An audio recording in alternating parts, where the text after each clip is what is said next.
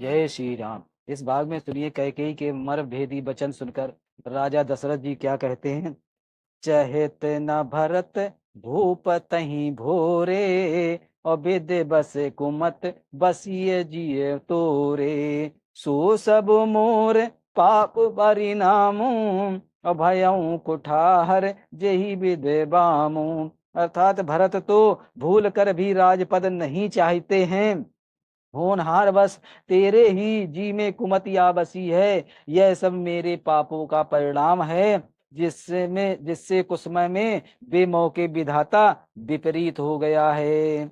सो बस बसई फिर अवध सुहाई, और सब गुण धाम राम प्रभुताई।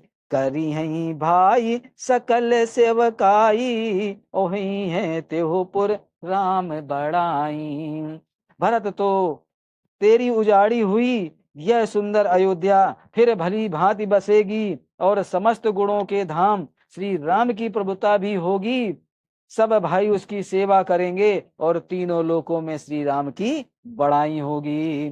तोरे कलंक मोरे पछताऊ, और मुँह न मिटही न जाहि काहू। अब तो ही नीक लागू कर सोई, और लोचन ओट बैठ मुँह गोई। केवल तेरा कलंक मेरा पछतावा मरने पर भी नहीं मिटेगा, यह किसी तरह नहीं जाएगा। अब तुझे जो अच्छा लगे वही कर। मुंह छिपाकर मेरी आंखों की ओट जा बैठ, अर्थात मेरे सामने से हट जा। मुंह मुझे मुंह ना दिखा। जब लगे जियो कहते करे जोरी, और तब लगे जान कुछ कहे सी बहोरी। फिर ही पछता है सी अंत अभागी, और मारसी गाय नहारू लागी। अर्थात मैं हाथ जोड़कर कहता हूं कि जब तक मैं जीता रहूं तब तक फिर कुछ ना कहना, अर्थात मुझसे ना बोलना। अरे अभागिनी, फिर तू अंत में पछताएगी तो जो तू नहारू तात के लिए गाय को मार रही है। पर हूँ राभु कही कोट विदे, काहे करस निदानु। कपट सयानी न कहते कछो, जागत मनहु मसानु। राजा करोड़ों प्रकार से बहुत तरह से समझाकर और यह कर कर कि तू क्यों सर्वनाश कर रही है, पृथ्वी पर गिर पड़े, पर कपट करने में चतुर कैकेयी कुछ बोलती नहीं, मानो मौन होकर मसान जगा रही हो, शमशान में बैठकर प्रेत मंत्र सिद्ध कर रही हो। राम राम रट बिकल भुआलो, और जन बिनो पंख विहंग बिहालो। हृदय मनाओ भोर जन होई, और राम ही जाई कहे जन कोई। राजा राजा राम राम रट रहे हैं और ऐसे व्याकुल हैं जैसे कोई पंछी पंख के बिना बेहाल हो। वे अपने हृदय में मनाते हैं कि सवेरा ना हो और कोई जाकर श्री रामचंद्र जी से यह बात ना कहे। उदयो करऊं जन रवि रघुकुल गुरु, और अवध विलोक सोल हुई है उर। भूप प्रीत कह कई कठिनाई, और उभय अवध विद रची बनाई। हे रघुकुल के गुरु, बड़े रे मूल रूप सूर्यवान भगवान, आप अपना उदय ना करें। अयोध्या को बेहाल देखकर आपके हृदय में बड़ी पीड़ा होगी। राजा की प्रीति और कैकेयी की निष्ठुरता दोनों को ब्रह्मा ने सीमा तक रच कर बनाया है, अर्थात राजा प्रेम की सीमा है और कैकेयी निष्ठुरता की। बिलपत नृपई भयो भुन सारा, और बीना बेनु शंख धुनि द्वारा। पठई भाट गुण गामहि गायक, और सुनत नपहि जनु लागहि सायक। विलाप करते करते ही राजा को सवेरा हो गया। राजद्वार पर बीड़ा बांसुरी और शंख की ध्वनि होने लगी। भाट लोग बिरदावली पढ़ रहे हैं और गवैये गुणों का गान कर रहे हैं। सुनने पर राजा को वे बाण जैसे लगते हैं। मंगल सकल सुहाई न कैसे, और सह मागिनी विभूषण जैसे। तेहि निस नींद परी नहीं काहू, और राम दरस लालसा उछाहू। राजा को ये सब मंगल साज कैसे नहीं सुहा रहे हैं, जैसे पति के साथ सती होने वाली स्त्री को आभूषण श्री रामचंद्र जी के दर्शन की लालसा और उत्साह के कारण उस रात्रि में किसी को भी नींद नहीं आई। द्वार भीर सेवक सचिव कहीं उदित रवि देखी, और जागे हूँ अजऊ न अवध पते, कारण कमनु विशेष। राजद्वार पर मंत्रियों और सेवकों की भीड़ लगी है। वे सब सूर्य को उदय हुआ देखकर कहते हैं कि ऐसा कौन सा विशेष कारण है कि अवधपति राजा दशरथ जी अभी तक नहीं जागे हैं। पछिले पहर भूप नित्य जागा, और आजो हमही बड़ अचरज लागा। जाहु सुमंत्र जगावहु जाई, और की जहु काज रजाय सुपाई। राजा नित्य ही रात के पिछले पहर जाग जाया करते हैं, किंतु आज हमें बड़ा आश्चर्य हो रहा है। हे सुमंत्र, जाकर राजा को जगाओ, उनकी आज्ञा पाकर हम सब काम करें। गए सुमंत्र तब राउर माही, और देखी भयावन जात डिराई। दाई खाई जनु जाई न हेरा, और मानहु विपत विषाद बसेरा। तब सुमंत्र रावले राजमहल में गए, पर महल को भयानक देखकर वे जाते हुए डर रहे हैं। ऐसा लगता है मानो दौड़कर काट खाएगा। उनकी ओर देखा भी नहीं जाता है, मानो विपत्ति और विषाद ने वहां डेरा डाल रखा हो। पूछे को न उतरु देई, और गए जेहि भवन भूप कैकेयी। कही जय जीव बैठ सिरुनाई, और देख भूप गत गयऊ सुखाई। पूछने पर कोई जवाब नहीं देता है। वे उस महल में गए जहां राजा और कैकेयी थे। जय जीव कहकर सिर नवाकर वंदना करते बैठे, और राजा की दशा देखकर वे सूख ही गए।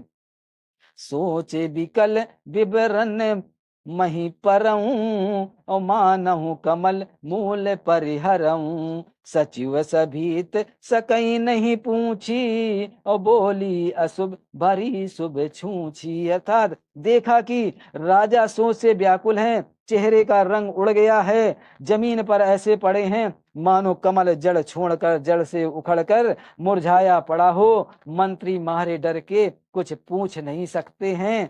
तब अशुभ से भरी हुई और शुभ से विहीन कैकेयी बोली। सुमंत्र जी से अब कैकेयी क्या कह रही?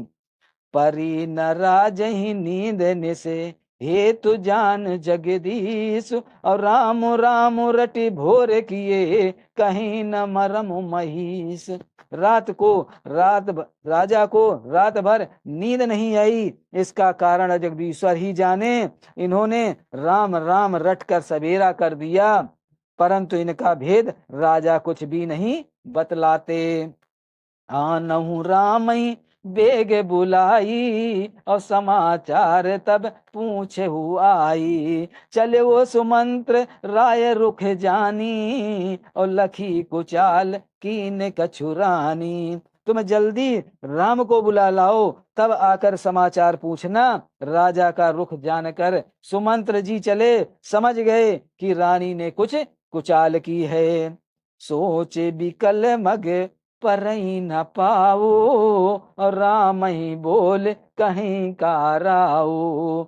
उरे धरे धीरज गयऊ दुआरे, और पूछे सकल देख मनु मारे। सुमंत्र सोच से व्याकुल हैं, रास्ते भर पैर नहीं पड़ता, आगे बढ़ा नहीं जाता। सोचते हैं राम जी को बुलाकर राजा क्या कहेंगे। किसी तरह हृदय में धीरज धरकर वे द्वार पर गए। सब लोग उनको मन मारे उदास देखकर पूछने लगे।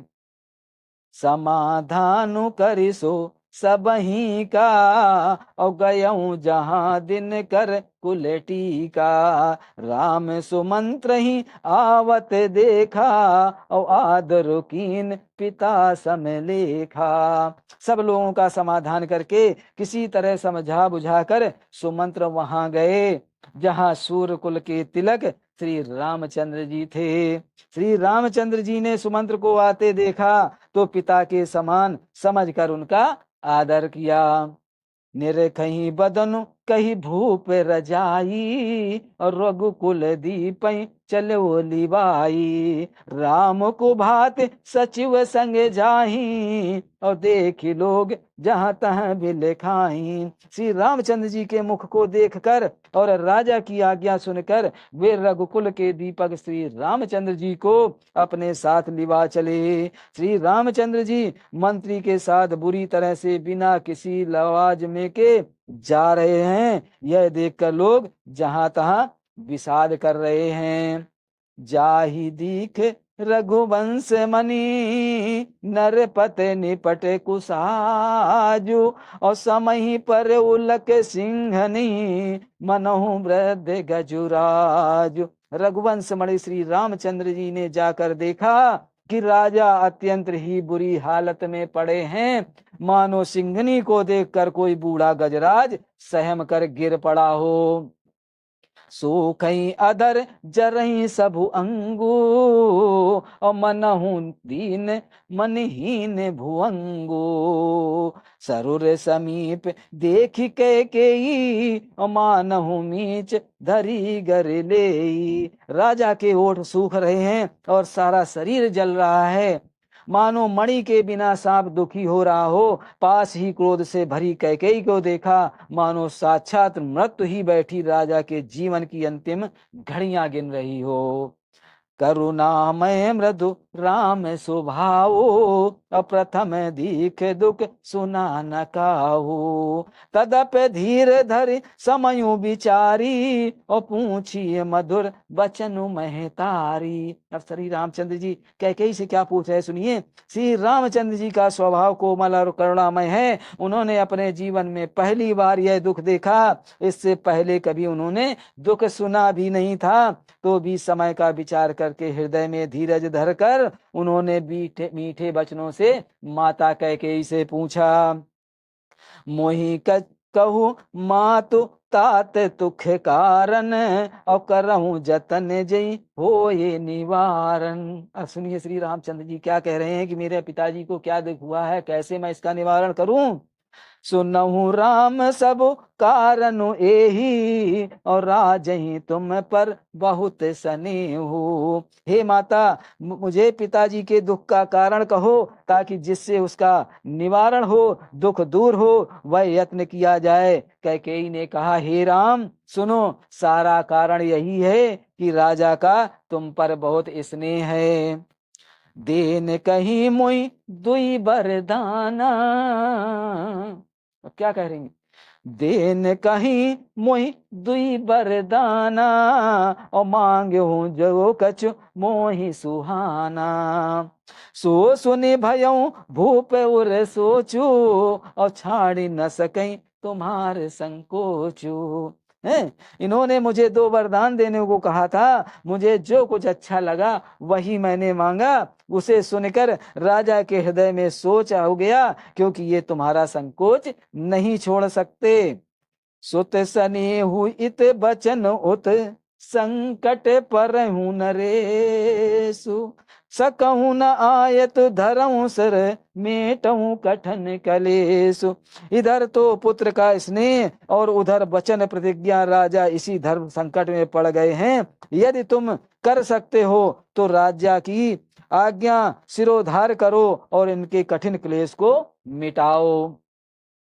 निर्धक बैठ कहीं कटुबानी, और सुनत कठिनता अति अकुलानी। जीव कमान बचन सरनाना, मनहु मही प्रमुख लक्ष्य समाना। कैकेयी बेधड़क बैठी ऐसी कड़वी बाणी कह रही हैं, जिसे सुनकर स्वयं कठोरता भी अत्यंत व्याकुल हो उठी।